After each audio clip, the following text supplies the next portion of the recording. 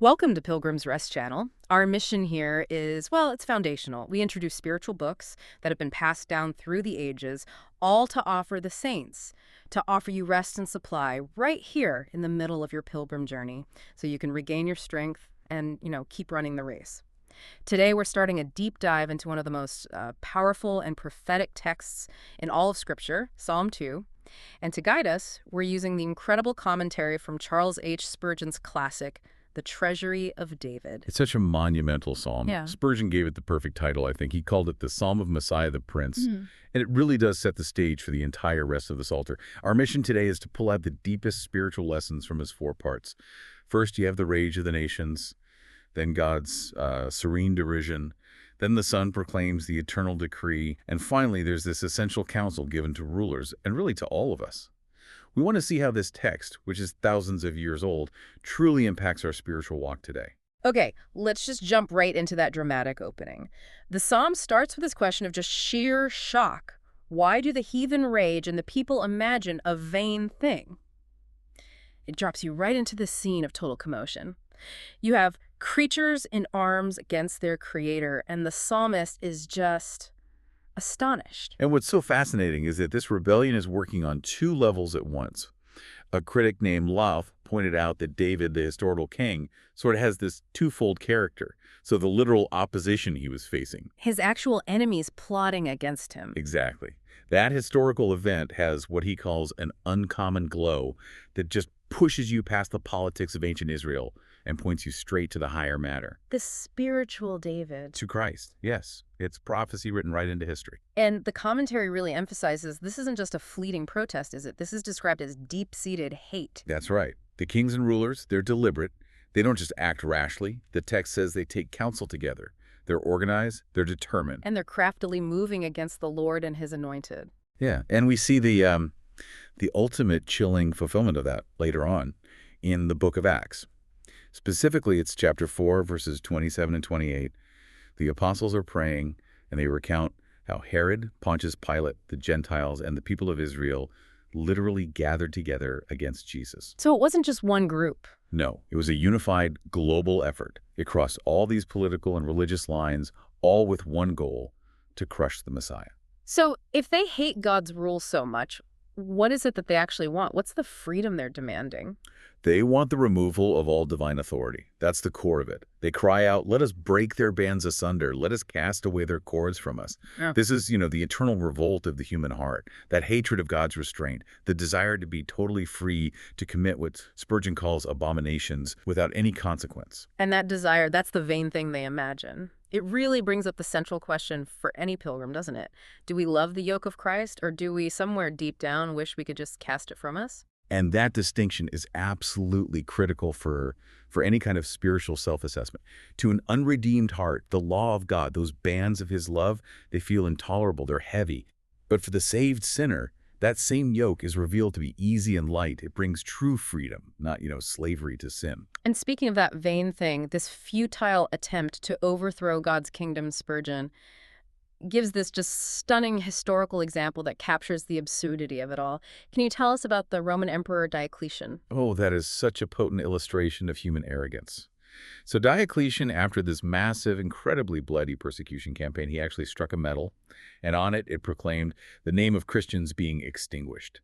They really thought they had built a monument over the grave of God's rule. The sheer audacity of that. Exactly. And the irony is just, it's incredible. The commentary calls it a vain thing because at the very moment they declared total victory, Christianity was actually on the eve of its complete global triumph.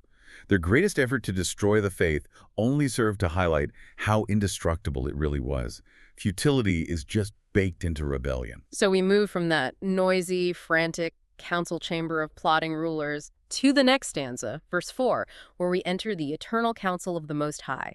And the shift in tone is just radical, from uproar to the quiet dignity of the Omnipotent One. It's the ultimate contrast. God doesn't even have to, marshal his forces or rise up in Shiri right away. He looks down at their big, comprehensive, deliberate rebellion, and what's his response? He laughs at their folly. That image of God laughing is so powerful, but for a modern believer, it might seem a little harsh, maybe even cruel. How does Spurgeon explain that? That's a really important question. God's laughter here isn't petty. It's not cruelty. It's the contempt of infinite wisdom looking at infinite absurdity. He laughs because their attempts are, and this is a quote, absurd, irrational, how futile. So he's laughing at their weakness and their pride. Exactly. He's completely untouched by their plots. It's an expression of his supreme sovereignty. He isn't threatened, so their frantic planning is just amusing to him. Which brings a lot of rest to the pilgrim, knowing our king is never anxious. But after he laughs, he speaks. He speaks this galling sentence in verse 6. Yet have I set my king upon my holy hill of Zion. And this is Jehovah's powerful, unshakable declaration. While the kings of the earth are plotting and proposing and raging, the matter is already settled. God's will is already done. Man's will just frets in vain. God's anointed is appointed, and he will not be disappointed. His sovereignty is the most stable thing in the universe. You mentioned Zion. What's the spiritual significance of that place where God's king is set? Spurgeon explains that Zion, which was historically a mountain in Jerusalem, is really a type, a symbol of the gospel church. Jesus reigns now in the church. But what's really fascinating is a little detail about the name itself. The commentary notes that Zion signifies a distant view, or in Latin, speculum. Ah, like a watchtower. Precisely. The church is called Zion because we view God and heavenly things by faith, often from, afar off in this life, but also because the church itself is meant to act as a watchtower, a specular on the earth. It's guarded by, as he puts it, Zionists or Zioners, the watchmen who guard against spiritual snares. It's a reminder for us that our journey requires constantly looking up for vision and looking out to guard the truth. So we've heard the human rage, we've heard God's thunderous laugh, and then suddenly, in verse 7, a third speaker enters the story, Christ himself, the Anointed One. What's the first thing he says? He declares the eternal decree that underpins everything. Thou art my son, this day have I begotten thee. This is the risen Redeemer, proclaiming his divine, unassailable right to rule. It is, a noble proof of Christ's divinity. And that might be the greatest mystery in the whole text. How do we as pilgrims even approach an immense theological truth like that without getting lost? Spurgeon gives a really vital caution here. He says this is a great truth to be reverently received, but not irreverently to be scanned. He warns that many people have lost themselves trying to define this mystery. We have to receive it with humility, rejoicing in who Christ is, without, violating its sanctity with arrogant prying.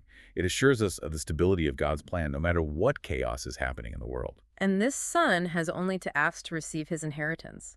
Verse 8 says, Ask of me, and I shall give thee the heathen for thine inheritance, and the uttermost parts of the earth for thy possession. The beauty of that verse is how the act of asking connects Christ's royal office with his priestly one. Intercession. Yes. He has the right to rule as king, but he secures his inheritance through his continuous prayer to his Father. He rules through intercession. But for those who refuse that inheritance, who cling to their rebellion, Christ is also given an instrument of judgment, this rod of iron in verse 9. That rod of iron is so significant. It's not just a scepter of, peaceful royalty. It's an instrument of final, crushing punishment. And the implication is stark. It's absolute. Those who will not bend in repentance must break in judgment. They shall be dashed them in pieces like a potter's vessel. That metaphor, the potter's vessel, it sounds like complete, hopeless, irretrievable ruin. It sounds terrifyingly simple. It's meant to convey certainty. And Spurgeon actually gives a very sobering historical example for this. He reminds us what it looks like when God's wrath is kindled only but a little. He recounts the miserable ends of 30 Roman persecutors, many of whom died from loathsome diseases or by suicide or assassination. It's a chilling reminder that God doesn't need some huge, catastrophic, cosmic event to enact his judgment. Exactly. The source makes the point that it is easy for God to destroy his foes. We need to pause and remember the gravity there. This judgment, even kindled but a little, is just devastatingly simple for God to execute. It's a profound warning that submission is the only rational response. And now we pivot to the final section, verse 10, and the tone shifts again.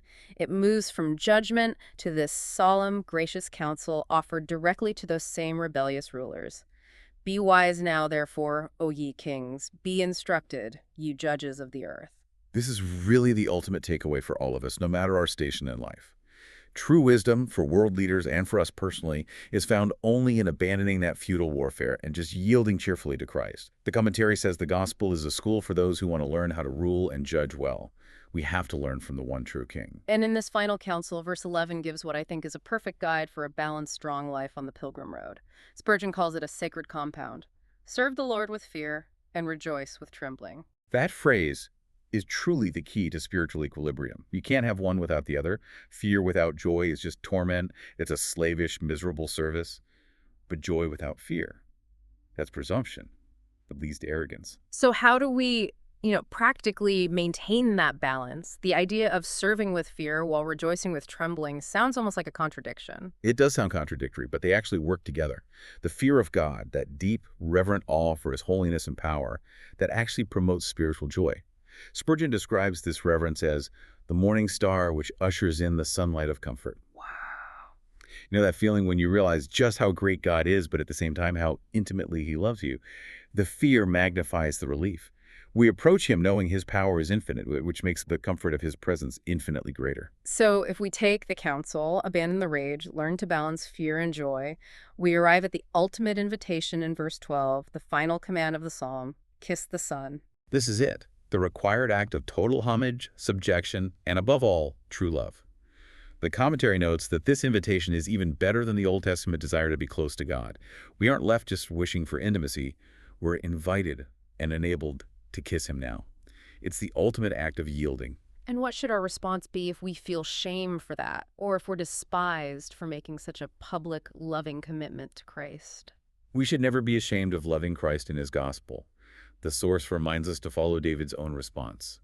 If we're ridiculed for our devotion, our response should be to become more base, or you could say even more committed in our love for him. True wisdom is yielding completely. And the cost of refusing this final, gracious invitation of refusing the kiss is laid out very clearly in the warning that follows. The warning is crystal clear. Lest he be angry, and ye perish from the way, when his wrath is kindled but a little. Remember that judgment we talked about? Simple, certain, and devastating. But the remedy, the preservative, is described as being almost absurdly easy. A kiss removes it. Trust and submission instantly prevent the catastrophe. And so the song closes with this profound, unconditional promise in verse 12. Blessed are all they that put their trust in him. And that is the final blessing, the ultimate rest for the pilgrim.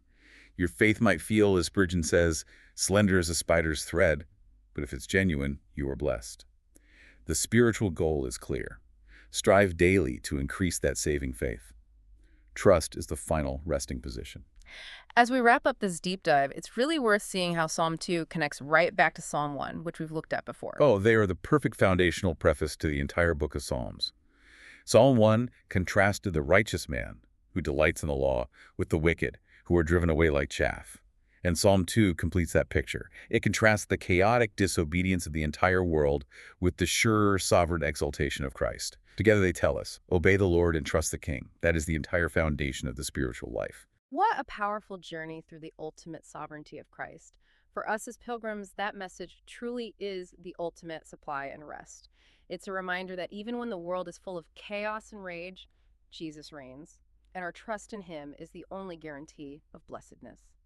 Thank you for listening to Pilgrim's Rest Channel. We welcome you to leave a message about any rewards you have received after listening so that we, as fellow pilgrims, can support and encourage one another. We hope to see you next time.